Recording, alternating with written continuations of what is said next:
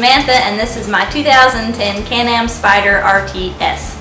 And today I'm going to be changing the battery. I just had a baby, and over the winter the bike was seriously neglected, and during that time the battery died. So it's time to put a new one in. I don't want to ruin my alternator or my stator trying to start it on a halfway dead battery. So kind of an overview of what we're going to be doing. We're going to take the seat off, or not take it off, we're going to remove the lifter over here and raise the seat up, prop it up so that we can get to things, because right here is where the battery is, in this little compartment here, and we can't get our hands in there unless we raise that seat on up. So the manual says take off this fairing, this fairing, this fairing, and this fairing, all this here. We're not going to do that. We can get into this compartment a slightly easier way. We're going to start by taking this off and remove this screw. Let's see, unhook this. We're going to unhook all of the electrical for this once we get this piece off. And then, so that we can connect our hot wire, we're going to take out all of these all the way around here, disconnect this lifter, and take out a handful of screws on the underside.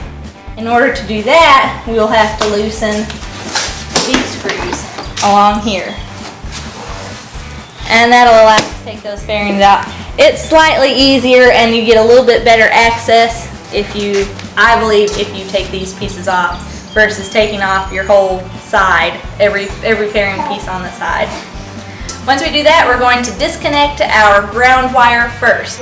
We're going to disconnect any wiring. At that point, we'll disconnect this wiring and anything else that's left in our way. Then we'll pull the battery up out of the way, disconnect the hot wire, and pop the new battery in and put it all back together. So let's go so we can get this thing back on the road. My owner's manual from the factory says that I have to remove every piece of fairing on the side of the motorcycle in order to access the battery, beginning here and going all the way across every single piece of fairing, including this side part here, in order to access the battery. But I clearly do not, and I believe that that is to scare Spyder owners away from changing their own battery and working on their own bike. When you get started, it's important to know that you don't have to remove any of the latch bolts. None of these, none of the latch screws that are underneath. That'll save you a little bit of time. This will pop out away from the body just fine without removing those. The first thing I did was remove the lifter from the seat by taking this clip off. And then I propped it up so that I have some workspace under here with a piece of wood. Then I took two screws out, the one back here and the one right here. They were under this plastic. And now I'm going to dismount my electrical.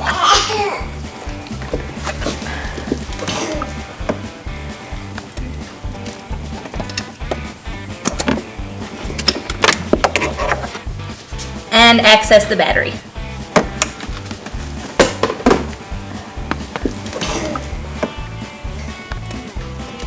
Next, disconnect the ground wire from the battery, then the hot wire. Take the battery out of the motorcycle, and that's all there is to it. To hold this nut in place in the post while I'm replacing the battery, I'm going to use a piece of electrical tape. This will make sure that it doesn't fall out of the post while we're installing it.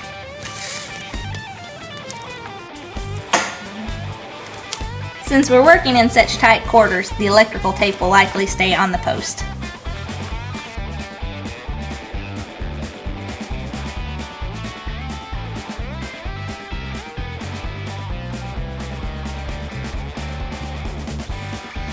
Now with a little wiggling, the battery will drop right into place. Connect the hot wire, then the ground wire, and you're done. Okay, that wasn't too bad. It took us about 3 hours, and I saved like $250 in labor at my local Can-Am Spyder shop having it done for me. And I'm real happy with the job that was done. Everything came apart, went back together really easy. Wasn't nearly as bad as what I was fearing, and now I'm ready to go riding. And it's 110 degrees, so that's exactly what I'm going to do.